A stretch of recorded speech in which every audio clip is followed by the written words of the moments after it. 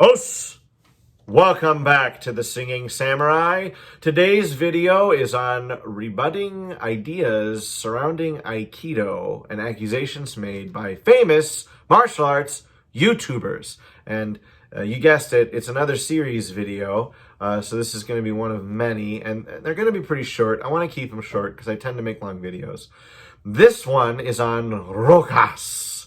Rokas of my martial arts journey, the martial arts journey, his journey in martial arts, journeying martial arts, the journey he has taken in his study of martial arts. Now, I'm not going to bash on Rokas. I'm not going to troll him too hard, although I will definitely be trolling him. No, I'm going to use his own words. I'm not going to accuse him of saying things that he hasn't said. I'm just going to show you clips of things that he has said, and then I'm going to rebut them.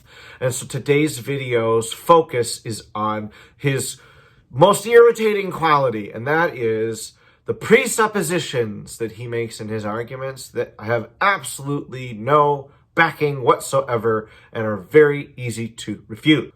What are those presuppositions, you might ask? Stick around and find out.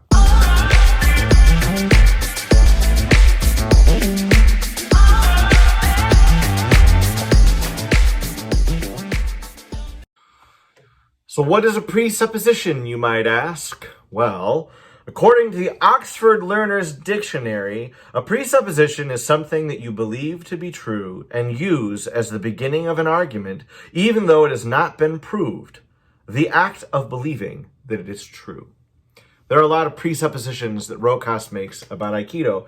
And you know when it's a presupposition, that when he says, Aikido is like this, or all Aikido trains like that, or most Aikido is this way or that way, or what have you. Most Aikido schools never teach it in such a direct way, where Aikido strikes. In an Aikido, you usually punch either like this or like this. You very rarely punch the face. It's always a straight punch, usually toward the chest, and then the general approach to Aikido. So that is a very interesting moment, because it's a very unique approach from Steven Seagal for Aikido. It's pretty much in all Aikido, you're always the defender. You're taught to never attack. You're taught not to be aggressive. All right, so let's break down why Rokas making statements about all of Aikido is unreasonable. Rokas studied in one school of Aikido, one, for like 15 years. And some may say, oh, it's a really long time, he's an expert. So according to Rokas, his school was bunk. For years, I used to teach Aikido believing that it would be effective for self-defense. Eventually, I tested my Aikido and became disillusioned by it. Essentially though, I was just a guy convinced by his instructors that the martial art I was taught works for self-defense and that I was teaching the right stuff. Even the thought of watching a video where I explained that Aikido works for self-defense feels embarrassing to me. And according to Rokas, his teacher was bad. Eventually, I started to see the flaws behind the actions of my sensei and some of his teachings. I noticed that he didn't always practice what he preached. And so all Rokas is really an expert in, according to him, when it comes to Aikido, is bunk Aikido from a bad teacher.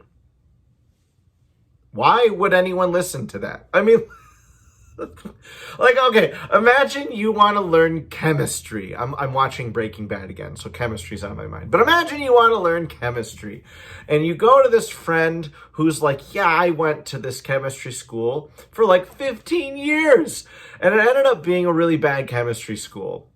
And I also learned from a guy who claimed to be a chemist, but like he was a really terrible chemist and his experiments never worked. And so as I saw the light, I decided to go and study biology for a couple of years. And that was cool. And then I also kind of threw in some physics there. And now let me tell you about all of science, especially chemistry. Would you listen to that person? That doesn't make any sense. So whenever Rokas makes a presupposition about Aikido, understand he's only making it based off of a failed school of Aikido, according to him, and a failed teacher of Aikido, according to him. Why would anyone listen to that? Why would anyone listen to that? So that's my first major beef with Rokas. My second is a little bit of history between he and I. I've been challenging him to a debate forever. For those who don't know, I have 20 years on the mat in Yoshokai Aikido. I also did competitive judo for a time before that, as well as karate. Well, it was called karate. I think it was more Tang Sudo. I don't know. But did a lot of sparring, pressure testing, all that stuff. in those. And so I come at this from a lot of experience on the mat. I also have a doctorate. It's a doctorate in musical arts. I am a professional opera singer, and I teach people how to sing a lot of different genres, not just opera. And I use the techniques and ideas and things that I've learned in Yoshokai Aikido to supplement that training. And my doctoral focus, my thesis, was on that, the beneficial relationship of the traditional Japanese Budo of Yoshokai Aikido and how it relates to singing and teaching singing. So I come at this with a lot of expertise, academic and on the mat. And I challenged Rokas to a debate, and then he asked me to tell him in an email what I was going to say before we would debate. Like, I guess he wanted to, like, vet me. I don't know. And then so I did a trolley thing, and I wrote him a scholarly article of things that he has said in the past. I made an abstract. These are the things that you said in the past. This is why they're BS. Then I wrote the article, and I had sources cited. You know, I have a lot of information that I don't think Rokas possesses or is even aware of, that if he were to take the time to listen to what I have to say, he might go, oh, you know, I got some things really wrong. Anyway, I put all that in there, conclusion, blah, blah, blah, I sent the whole thing.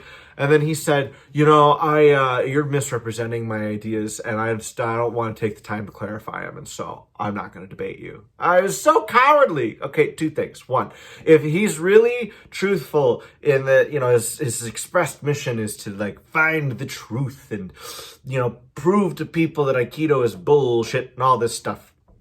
Well, don't you think that the best way for him to do that after everything that he's done is to then find someone who is an expert on a couple of different levels? You know, I have the expertise on the mat, 20 years, it's a long time to study something. And then I also have the academic expertise. I'm credentialed. I've gone through the most rigorous pressure testing of ideas that you can go through in the defense of a thesis for a doctorate. You would think if he was so confident that he could just handle me in the debate, and that I'm just totally wrong about the way that he sees things, and I'm completely misrepresenting him, that he would win the debate hands down, and then be able to say from the mountaintops, I defeated even an expert in the academic circles when it comes to Aikido. But no, he refused. I think because he's a fraud. I think he's a coward. And I don't think he actually wants his ideas pressure tested. I just think he wants the likes and the subscribes and the clicks. So that's the second reason why I don't think anyone should really listen to Rokas, and why he's really irritating, is he doesn't actually pressure test his own ideas. He just goes about trying to mock and poke fun and ridicule people who he won't actually engage in actual debate with. I mean, he did it with Dan the Wolfman, and he did it with Remy, and they both, you know, pointed out a lot of things that I've tried to point out to him, and he just kind of had that goofy, like, smile on his face. So he didn't really know what to say, and he knew that they were saying things that were reasonable, so he just, like, changed the topic. It was very Aikido of him. He just pivot out of the way, like, oh, I don't like that attack, it's too strong. I'm gonna go with something else. The last thing about Rokas, at least for this video, that I think people need to understand is that the dude has never won a fight.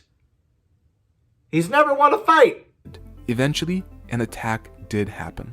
I was approached by 5 guys who demanded me to give them my cell phone. One of the guys grabbed me by my collar. The only thing that came to my mind at that moment was to punch the guy in the head. I threw out my punch, and as it was received, the guy collapsed on the ground. That sent the rest of the guys into chaos. They clearly didn't expect me to fight back, but I was not smart enough to use that chance to run away. That's when they pepper sprayed me. Luckily, I was then smart enough to run away, and I was able to do it, even though my eyes and face were hurting like hell. Like ever. He went from training in Aikido to going to MMA, and then he like did a pay-to-play thing where he paid to train for a couple weeks, and then was able to fight somebody else who also trained for the same amount of time, which was only like 2 weeks, and the guy messed him up. He lost that fight. He also lost the street fight that he claims happened where he got jumped by a bunch of guys, and he tried to use Aikido and it failed him. So he lost that fight. He lost the only semi-professional, amateur, whatever fight that he's been in. He's gonna fight again. Maybe he'll win this time. But up until this point, for like years, this guy has been spouting off all of this advice for everyone, and he hasn't even won a fight. After training and being an Aikido sensei for years, I decided to test my skills in an MMA ring, and I was completely destroyed. Found a 6 months full-time MMA program in the States, in Portland, Oregon, after which you get pit against another participant of the program in a full-on MMA cage fight. Eventually, the time for my MMA fight came. I gave it my all, and many people even considered that I should have won the fight, but I didn't. Decided to move to Ireland, Dublin, to train at SBG Ireland, a famous MMA gym led by coach John Kavanagh. Because of my lack of experience, I was one of the weakest guys in the group. Every class I had to push myself to my utmost limits to even survive the whole session. And look, I'm not saying that that should even matter. I don't care. I was a bouncer for a time. I've been in a number of situations. I pride myself more not on the fights that I've been in and won, because I have actually been in fights and I have won some. I've lost some too. It happens. It's a fight. I pride myself more on the number of fights I haven't been in, the number of situations that I've been able to either remove myself from or convince the person it's just not worth it through words, not through violence. And I think that if there's a system of combat training that is going to be the most effective when it comes to self-defense, it's the system that keeps you out of a fight. Because if you never get into a fight and you never have to defend yourself, I mean, isn't that the goal? Unless we're just, deluding ourselves. We're thinking, I want to train in this martial art because I want to feel cool so that I can go and fight people and be the martial arts movie badass hero guy. Like, okay, I guess it's just not going to happen in today's world. Not really. If you get into a fight with that kind of a mindset, you're probably going to get your ass kicked. I'm just, because you're not taking it seriously. Everyone is dangerous. Anyone could have a weapon. Anyone can have a gun or a knife. You get into a fight with more than one person, you're probably going to get into serious trouble. You're going to get hurt. Even if you do some damage, like you might be lucky, you might not. I mean, I know a story of a guy who was in a fight. He was a BJJ practitioner, and he was fighting this guy, and it was in a bar, and the guy had a buddy, and they're tied up on the ground, and the BJJ guy is just whooping the snot out of this guy, right? Drunk bar fight, and then the other guy just takes something and hits the guy over the head, knocks him out. Okay, so oops. I don't know. My point being, I think that this whole idea of what combat system is going to serve you best in a street fight, blah, blah, blah, from Rokas' standpoint, you shouldn't listen to him because he's never won a street fight. But number two, why not promote the system that keeps you out of them? Aikido keeps you out of those fights. In my opinion, in my experience, the way that we approach Aikido, the way that it is cooperative, that it is trying to make harmony with the situation and making fit, that if someone comes at you with a really bad attitude, if you're approaching it from how can I make best fit with this situation and diffuse this, de-escalate the tension, you're going to get out of a fight. You're also going to be a lot more aware of your surroundings. So again, Rokas makes presuppositions that are not true because he hasn't been in all Aikido schools, so he doesn't know all of Aikido. Rokas chickened out of our debate. Which it's irritating to me because the dude's all about pressure testing ideas and he totally wussed out of our debate. I think the guy's a fraud. He just wants the likes and the clicks so he can make money. And then lastly, this dude is telling everyone about combat systems and his opinions on things. He's never won a fight. So that's the first video. I hope you guys enjoy it. Make another one here in a little bit. I'll probably take apart some of his videos of taking apart. Oh, he's done these videos on Steven Seagal. I'll probably go after those next because he says some really dumb shit. All right. Thank you very much. I hope you enjoyed. If you want me to focus on any particular person or video, please put it in the comments below. I'll happily offer a rebuttal. Os!